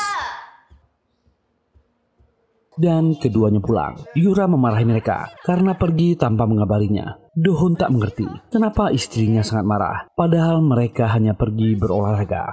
Yura terlihat panik. Min-seo merasa ibunya marah karena mereka tak membantunya mengurus acara ulang tahun kakek yang semakin dekat. Setelah itu Do-hun menemui Yura di kamar, membantunya menyusun kartu acara ulang tahun kakek Won-soo. Do-hun mencanda istrinya dan meminta ciuman darinya. Tiba-tiba Min-seo datang mengganggu mereka. Sementara itu, Ma Yeon-rim menghabiskan waktu dengan anak dan cucunya di sebuah restoran. Inilah alasan Yeon-rim meninggalkan serikat MGD. Yeon-rim berterima kasih pada Kyun-jin anaknya karena telah membawa cucunya. Dan wanita ini memberikan hadiah untuk cucunya. Kyun-jin tak ingin bertemu dengan ibunya lebih sering. Dia berkata telah melupakan masa lalu. Dulu dia sering diabaikan dan ditinggalkan ibunya. Itulah yang membuat hubungan Yeon-rim dan anaknya renggang. Kyun-jin berjanji, jika ibunya rindu, dia bisa mengirim foto cucunya. Yeon-rim mengiyakan, dia akan menerimanya, menyuruh anaknya untuk pergi. Wanita ini cuma bisa menatap dan melambai ke cucunya. Saat Ma Yeon-rim ingin membayar, kasir mengatakan sudah ada yang membayar makanan mereka. Dan orang itu kepala Oh. Yeon-rim mencari keluar, tapi dia tak menemukan siapa-siapa. Kepala Oh sebenarnya telah memantau pergerakan Ma Yeon-rim. Dia juga memerintahkan anak buahnya untuk melacak semua orang yang menghubungi Ma Yeon-rim 3 bulan terakhir. Sementara itu, Do-hun masih penasaran dengan kasus Ko In-bo. Dia mendatangi rumahnya, memeriksa barangnya. Do-hun juga mengambil senjata api milik orang ini. Dan Do-hun juga membawa brankas milik Ko In-bo. Kepala Oh menghubungi Do-hun, memarahinya karena Do-hun tak mengikuti perintahnya. Jangan ganggu kasus Ko In-bo lagi. Do-hun tak mendengar perintah bosnya. Do-hun merasa kalau kepala Oh menyembunyikan sesuatu darinya. Ternyata Ko In-bo melihat Do-hun mengunjungi apartemennya. Sementara itu Yura mendatangi agen perumahan. Dia berencana untuk pindah rumah dan menjual apartemennya sekarang. Setelah orang misterius menghubunginya, dia tahu keluarganya dalam bahaya. Tapi dia teringat perjuangannya dan Do-hun ketika baru menikah untuk mendapatkan apartemen mereka. Itu adalah saat-saat yang paling bahagia untuknya. Yura membatalkan niatnya. Dia sangat bingung apa yang harus dia lakukan. Do-hun menelpon Yura, mengabari kalau dia pulang larut. Dia sedang minum dengan ayahnya, berusaha membujuk ayahnya untuk tetap melanjutkan acara ulang tahunnya. Ayah Do-hun tetap tak mau bicara. Kenapa dia membatalkannya? Dan akhirnya pria tua ini mabuk dan kehilangan kesadarannya. Do-hun memutuskan mencari tahu sendiri, memeriksa ponsel ayahnya, memotret telepon orang-orang yang sering ditelepon ayahnya. Keesokan harinya Do-hun akan pergi mendatangi orang-orang yang menghubungi ayahnya. Yura dan Mirim mendukung usaha kakak beradik itu. Mereka memutuskan untuk bertemu dengan Nyonya Bak. Mereka berdua malah sibuk makan. Nyonya Bak bertanya apa yang mereka inginkan. Tapi kedua orang ini terus mendapatkan telepon. Mereka memutuskan untuk mengangkat telepon dulu. Nyonya Bak bingung melihat tingkah kedua pria ini. Yongji menelpon Do-hun, memberitahu info soal Ko In-bo. Sementara Ji-hoon mendapatkan telepon karena dia telah berhutang. Dan Do-hun meminta adiknya untuk bicara dengan Nyonya Bak. Dia harus segera ke kantor. Ji-hoon juga tak bisa melanjutkan bertemu dengan Nyonya Bak. Orang yang menghubunginya mengancam akan memberitahu keluarganya jika dia tak datang. Ji-hoon juga memutuskan kabur. Sementara itu Do-hun sudah kembali ke area apartemen rumahnya. Yura menelponnya mengatakan apa yang terjadi karena Ji-hoon juga kabur. Do-hun segera bicara dengan adiknya dan memarahinya. Yura berkata mereka harus menyelesaikan ini dan pergi menemui Nyonya Bak. Yura berkata mereka akan segera turun. Saat Do-hun keluar dari mobilnya, Ko In-bo sudah menunggunya dan menodongkan senjatanya. Mendorong Do-hun masuk ke mobil dan menanyai soal brankasnya yang diambil. Saat orang ini lengah, Do-hun menyerang. Mereka pun bertarung di dalam mobil. Dan Do-hun melumpuhkan orang ini.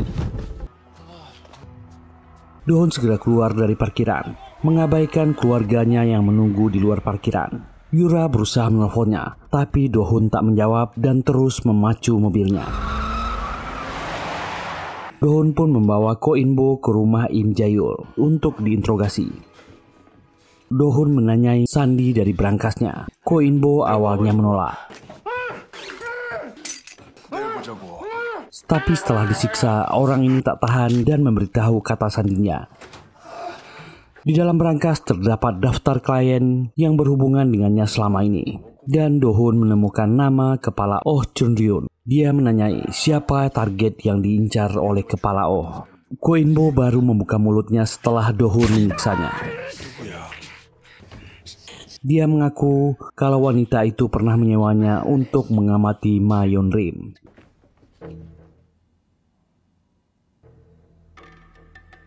Sementara itu, kepala Oh memantau keadaan Yeon-rim dari kamera CCTV rumahnya yang telah dia sadap.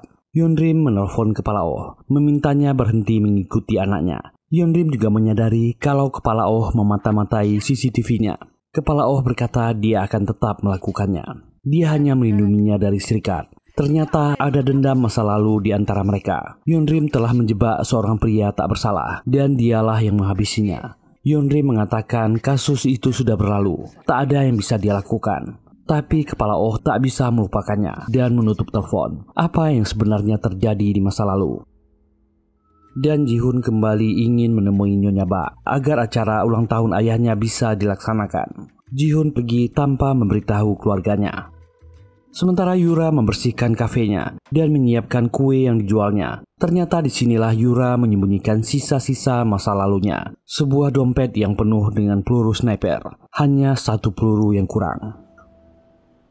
Orang yang bernama Ju Taegu sedang dalam pesawat menuju Korea.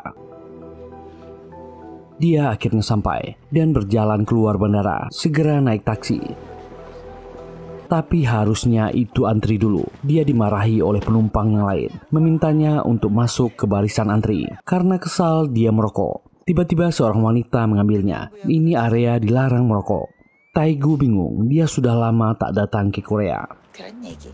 Dia akhirnya berbagi taksi dengan wanita ini. Wanita ini mengaku datang ke Korea menemui mantan suaminya. Dia bernama Yoon Chae-ri. Wanita ini bicara terlalu banyak, membuat Taegu tak nyaman. Chae-ri turun lebih dulu, meminta Taegu untuk membayar taksinya. Dia telah membantunya. Chae-ri mendatangi sebuah rumah sakit. Ternyata Chae-ri adalah mantan istri agen Im Jae-yul yang terus dia bicarakan. Dan wanita ini juga seorang agen NIS di luar negeri. Jae-yul sangat kaget dan senang melihat mantan istrinya. Dia membawa oleh-oleh untuk mantan suaminya. Dan tiba-tiba Chae-ri meminta bantuan pada Jae-yul untuk menghabisi seseorang. Im Jae-yul tentu kaget dengan permintaan itu. Kepala Oh mendapat laporan Ko In-bo sedang ditahan Do-hun di rumah Im Jae-yul. Dia memerintahkan anak buahnya untuk menghabisi Ko In-bo. Dan Do-hun masuk ke ruangannya, bicara soal Ko In-bo. Do-hun mengaku telah kehilangan jejaknya. Kepala Oh pura-pura tak tahu dengan apa yang Do-hun lakukan. Sebelum pergi, Do-hun berkata, Kepala Oh bisa meminta bantuannya. Karena Do-hun berhutang padanya. Dulu waktu di Jepang saat dia terjebak, Kepala Oh lah yang mengerahkan orang-orang yang menyelamatkannya. Dan Do-hun keluar dari ruangan itu. 아버님, 박 여사님 오셨어요. Nyonya Ba pun mendatangi ayah Do-hun. Ji-hun meminta Nyonya Ba untuk tak datang ke ulang tahun ayahnya karena dia tak bisa melihat orang lain yang menggantikan posisi ibunya. Nyonya Ba memutuskan untuk tak datang ke ulang tahun Pak Tua Won-su, menghormati ibu Ji-hun. Pak Tua Won-su lega karena Nyonya Ba memutuskan tak hadir. Dia tak perlu pusing lagi karena telah mengundang dua pacarnya. Sementara Ji-hun sudah pusing dengan masalahnya. Dia dikejar hutang, tak tahu harus bagaimana lagi. Dia sudah di area dekat jembatan. Ponselnya berbunyi, grup keluarganya memujinya. Ji-hun telah menyelamatkan acara ulang tahun ayahnya. Ji-hun senang dengan kabar itu, tapi dia sedang pusing memikirkan masalahnya sendiri. Do-hun kembali mendatangi Ko In yang dia tahan. Dia kaget melihat Ko In-bo telah meninggal. Di jendela kaca pecah jejak peluru. Itu ulah seorang sniper. Ternyata kepala Oh adalah dalang di balik hilangnya nyawa Ko In-bo. Dia mendapat laporan dari anak buahnya. Do-hun dan keluarganya akan pergi ke lokasi acara ulang tahun ayahnya. Do-hun sibuk menutupi bekas tembakan di mobilnya, sisa pertarungannya dengan Ko In-bo. Selama perjalanan, Mirim masih terus mencoba menghubungi suaminya, karena tak ada satupun dari mereka yang mendapat kabar. Do-hun mencoba menghibur Mirim, suaminya pasti akan datang. Mereka pun tiba di lokasi dan menyambut tamu-tamu yang hadir. Sangat banyak yang datang ke acara itu. Acara akan segera dimulai dan mereka masih belum mendapat kabar dari Ji-hoon. Yura mulai khawatir. Tiba-tiba Yura mendapatkan notifikasi dari kartu kredit yang diberikannya pada Ji-hoon. Lokasi penggunaannya di dekat makam ibu mertuanya. Mereka semua semakin khawatir. Meskipun sempat berdebat, mereka memutuskan untuk menjemputnya langsung. Ulang tahun kakek Wongsu harus dihadapi keluarga secara lengkap. Meskipun menyetir dengan lambat, Mirim memutuskan dia yang membawa mobil. Acara ulang tahun kakek Wongsu tetap dilaksanakan tanpa dirinya. Semua tamu menikmati acara. Saat kakek Wongsu dipanggil, dia tak muncul. Tapi artis Songge menyelamatkan acara itu. Dia pun bernyanyi. Tamu heboh dan menikmati pesta. Ternyata Ji-hoon benar sedang di makam ibunya. Ji-hoon sangat senang keluarganya datang menjemputnya. Tapi Yura malah menghajarnya. Mirim juga menangis saat melihat Ji-hoon. Lalu mereka semua mengadilinya, meminta penjelasan darinya. Ji-hoon mengaku kalau dia terlilit hutang karena mencoba untuk membeli tanah makam di sebelah makam ibunya. Hadiah ulang tahun ayahnya. Hutang yang awalnya cuma 500 won sekarang jadi 20 juta won karena bunganya. Do-hun tak habis pikir dengan tingkah adiknya ini dan mereka pun memukuli Ji-hoon beramai-ramai. Lalu bergegas kembali ke acara ulang tahun. Saat mereka tiba di sana, semua tamu sudah bubar. Staf hotel sedang membersihkan tempat itu. Ji-hoon memeriksa jamnya, mengatakan mereka masih memiliki waktu 18 menit untuk acara ini. Kakek Wongsu mengusir para staf keluar. Mereka menikmati acara ulang tahun ke-80 itu dengan keluarga inti. Mereka bernyanyi dan bergembira. Di jalan pulang mereka tak henti-hentinya merayakan ulang tahun itu. Mereka mengantar rombongan kakek Wongsu lebih dulu. Do-hun dan keluarga kecilnya pulang ke apartemen mereka. Do-hun meminta Yura dan Min-seo untuk naik lebih dulu. Ada barang yang tertinggal di mobil. Saat Yura ingin masuk ke unitnya, Ju Taegu sudah berdiri di depan pintu. Yura terdiam membisu. Ketakutan yang selama ini dia pendam muncul di depan rumahnya. Taegu menyapa Yura. Dia belum berubah dan menyebut nomor kodenya. 27번. Yura menjauh dan ingatan masa lalu muncul. Seorang anak sedang membidik dengan senapan snipernya. Dan dia ditembak. Keningnya tergores peluru. Dan yang menembaknya adalah Gang Yura, gadis kecil rekannya. Dan tembakan terdengar lagi. Taegu ingin membalas, tapi tak jadi. Dan kini Yura kembali bertemu dengan Taegu. Taegu menyapa Min-seo dan Yura segera menjauhkannya. Taegu mendekat. Taegu berkata mereka sudah lama tak bertemu dan Yura tampak sehat.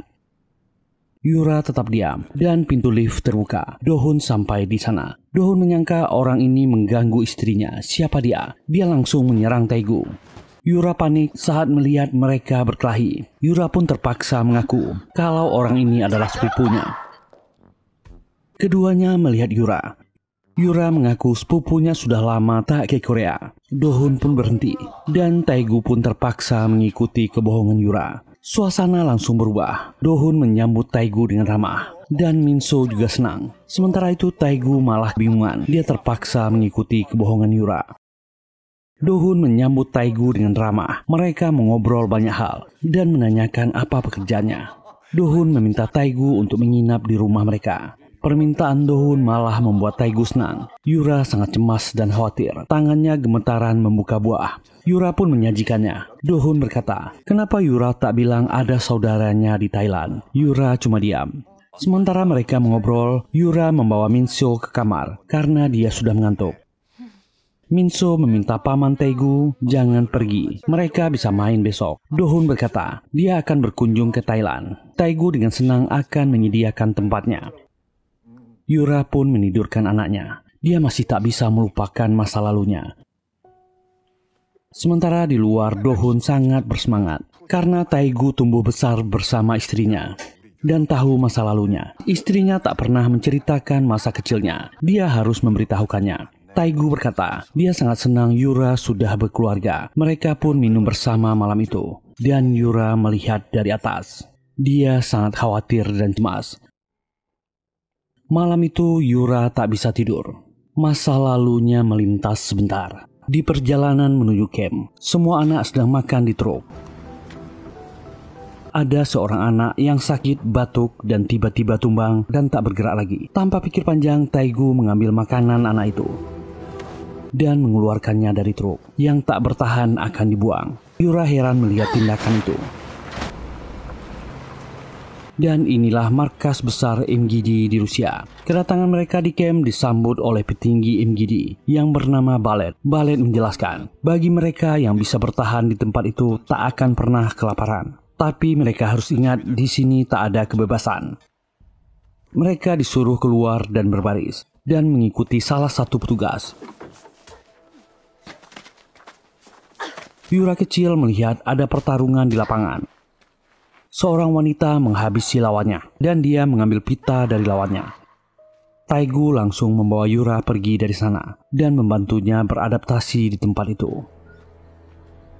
Hari itu Yura melihat Taegu memukuli dua lawannya. Dia mengalahkannya.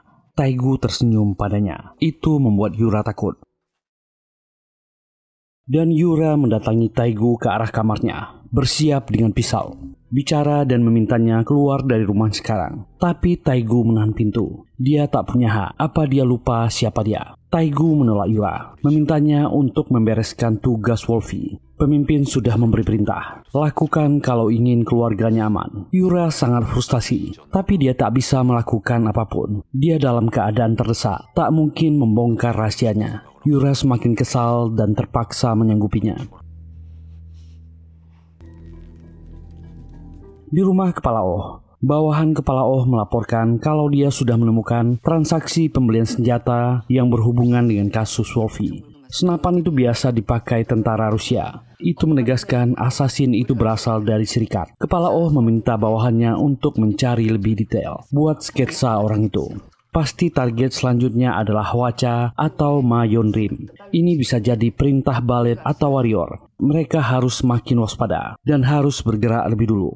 Kepala Oh pun menghubungi agen Yoon Chae-ri yang masih tertidur. Kenapa dia tak melapor? Wanita ini bangun dan kesal menerima telepon malam-malam. Kepala Oh menanyai soal Hwacha yang telah Chae-ri pantau. Chae-ri memberitahu Hwacha kemungkinan berada di Wonju. Karena satu-satunya panggilan yang pernah Hwacha lakukan berlokasi di Wonju. Itu adalah panggilan terakhir dan pertamanya. Tak ada lagi kabar dan detail tentang orang ini.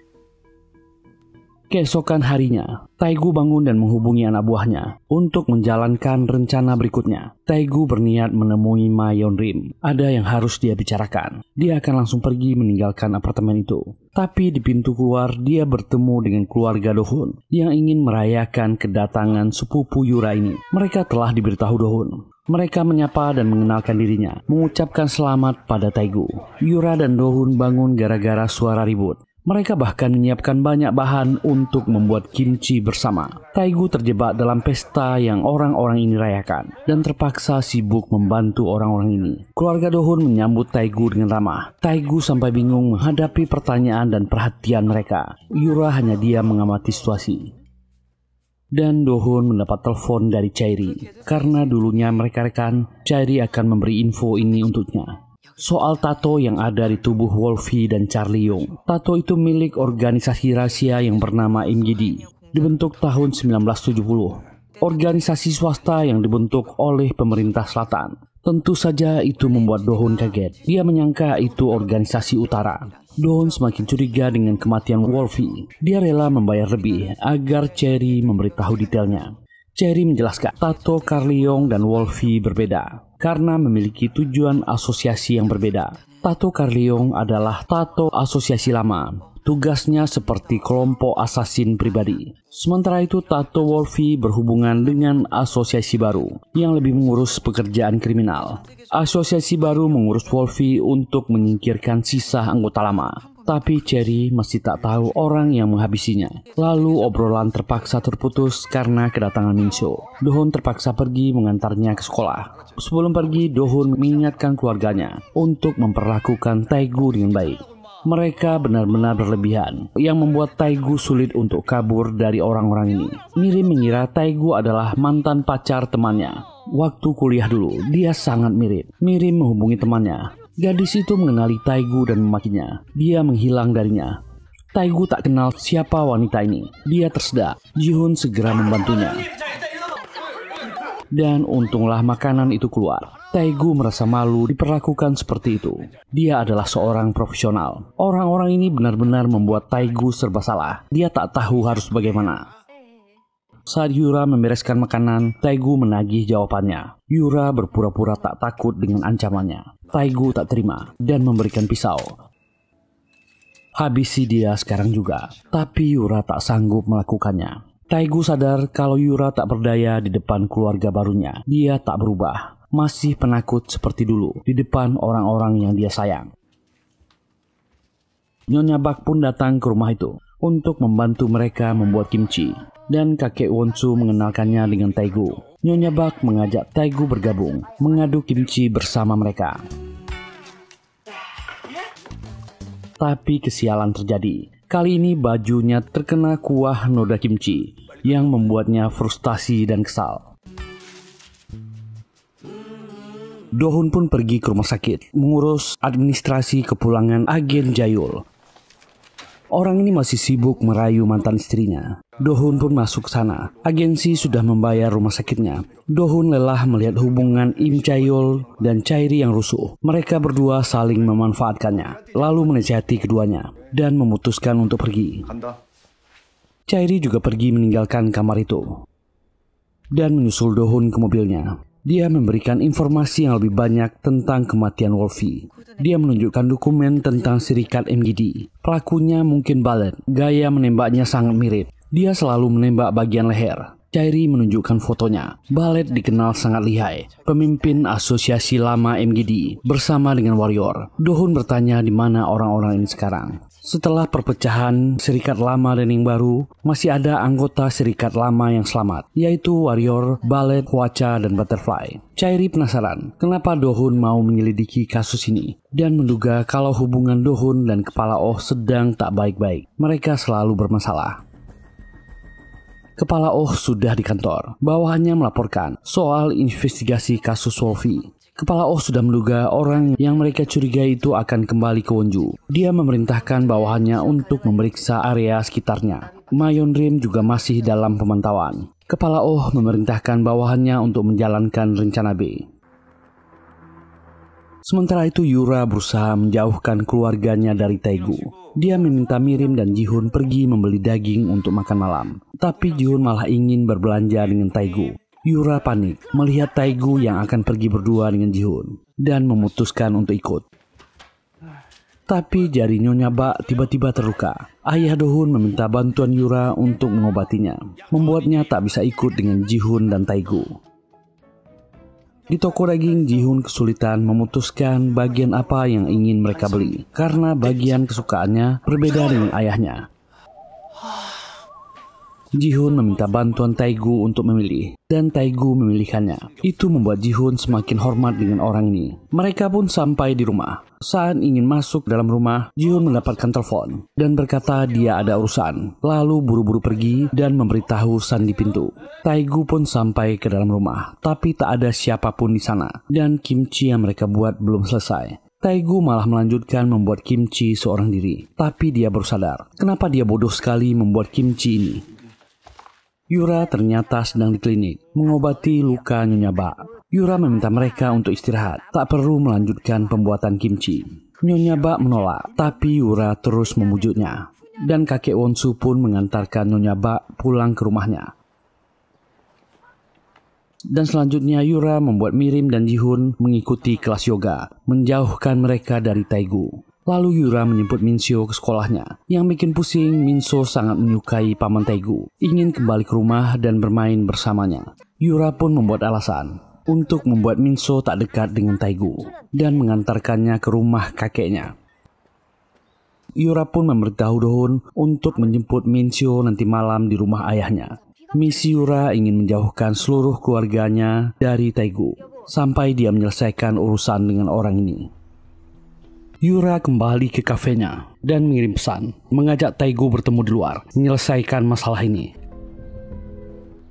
Taegu tak mengubris pesan yang Yura kirim. Dia malah memerintahkan anak buahnya untuk segera menghabisi Hwacha. Lalu dia pergi ke suatu tempat. Ma Yeonrim bertemu dengan Kepala Oh di taman bermain. Tanpa basa-basi, Kepala Oh ingin sesuatu darinya. Dia ingin Yeonrim bersaksi untuknya saat akan menyeret warrior ke pengadilan. Sudah saatnya organisasi rahasia ini diekspos dan dibubarkan. Karena Yeonrim adalah saksi terakhir yang dapat membuktikan kekejaman asosiasi MGD pada anak-anak di tempat itu. Sudah banyak anak-anak yang menjadi korban. Kepala Oh berjanji akan melindungi anak dan cucunya jika Yeonrim mau bekerja sama. Tapi jika dia tak mau, dia akan melakukan apa saja. Dohun sudah di mobil menuju ke suatu tempat. Dia teringat dengan perkataan Chairi soal Ko In-bo yang tak berkaitan dengan asosiasi. Dan wanita bernama Yeonrim yang latar belakangnya tak bisa ditelusuri. Dia sudah mendapat info tentang usaha yang dilakukan wanita ini. Dohun sedang menuju ke toko itu. Dohun sudah di depan toko itu. Ma Yeonrim menyambut kehadiran orang asing di tokonya. Dia membukakan pintu untuk Dohun dan menyambutnya dengan baik. Dohun melihat Yeonrim dan langsung menduga inilah butterfly dari foto yang Chairi tunjukkan padanya. Dohun memperhatikan detail-detail di toko itu. Dia tak menutupi maksud kedatangannya dan langsung menanyai hubungan Yeonrim dengan Kepala Oh. Ma Yeonrim tak kaget dengan pertanyaan ini dan sudah menduga siapa dia. Yeonrim juga telah mengamati Dohun sejak dia mendatangi tokonya. Dia telah menduga kalau Dohun datang dengan tujuan khusus. Yeonrim malah balik bertanya, apa hubungan Dohun dan Kepala Oh? Dohun mengaku kalau Kepala Oh adalah teman dekatnya. Dia juga tak segan akan menertibkannya jika dia berbuat kesalahan. Wanita ini mengaku kalau hubungannya dengan Kepala Oh cukup rumit. Ma Yeonrim meminta Dohun untuk menanyainya langsung. Tak ada lagi yang bisa dia katakan. Dohun tak mau memaksa. Dia malah semakin mencurigai Kepala Oh. Wanita itu selalu mengelak setiap ditanyai. Dan Dohun pergi dari tempat itu. Kepala Oh kembali ke kantor. Dia mendapatkan sebuah surat dari pengirim tak dikenal. Surat itu berisi sebuah alamat di Wonju dan sebuah foto, yaitu anak-anak dari asosiasi lama. Kepala Oh langsung memerintahkan bawahannya berkode 19 untuk mendatangi alamat itu. Dan Kepala Oh juga bergerak. Di kegelapan malam di sebuah rumah di tengah hutan, dua anggota serikat MGD yang diperintahkan Taegu menuju ke sana. Itu adalah alamat rumah Hwacha. Mereka naik ke atas dan mulai memeriksa. Gerak-gerik mereka diawasi oleh seorang wanita. Dengan pistol di tangan, mereka memeriksa ruangan satu demi satu. Dan wanita ini bergerak, menghabisi satu orang dan melumpuhkan satunya lagi.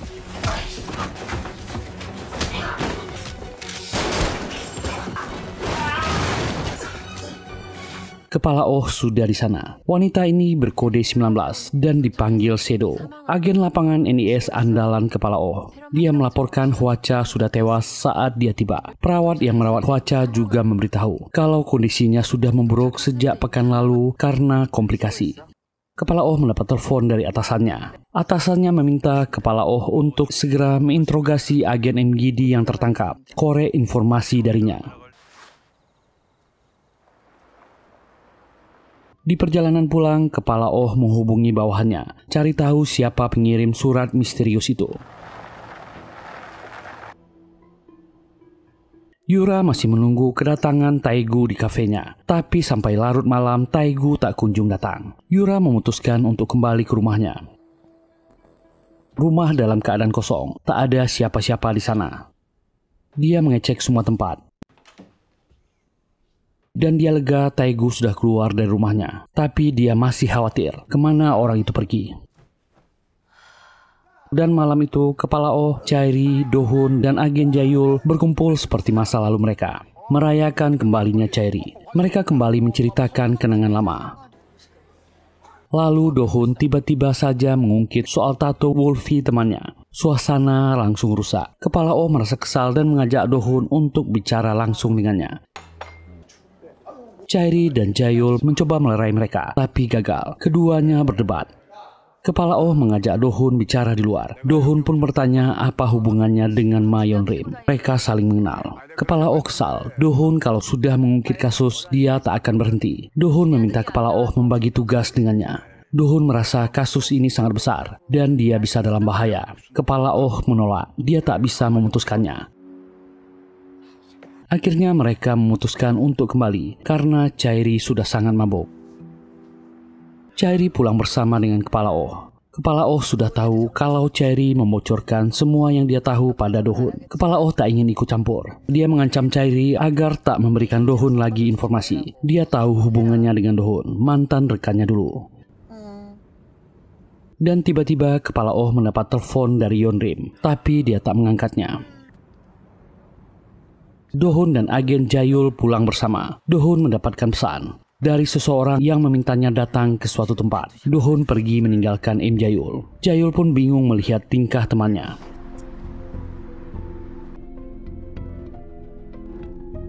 Yura terbangun dari tidurnya dengan kondisi rumah yang sepi. Yura langsung menelpon Dohun, bertanya di mana dia. Dohun memberitahu Yura kalau dia akan pulang larut dan ternyata meminta Taegu yang menjemput Minseo. Yura panik mendengar itu. Minseo belum juga pulang, padahal sudah larut. Kemana anaknya dibawa? Dohun juga kaget. Kenapa tiba-tiba Yura sangat cemas? Yura bergegas akan keluar untuk mencari anaknya dan tiba-tiba pintu dibuka. Taegu datang sambil menggendong Minseo. Yura sangat cemas dan khawatir. Minseo sangat menyukai paman Taegu yang sangat baik padanya. Tapi Yura sangat waspada dan curiga kepada orang ini. Yura pun menidurkan anaknya. Dan setelahnya dia keluar mendatangi Taegu. Kali ini dia tak akan main-main lagi. Dia akan melindungi keluarganya.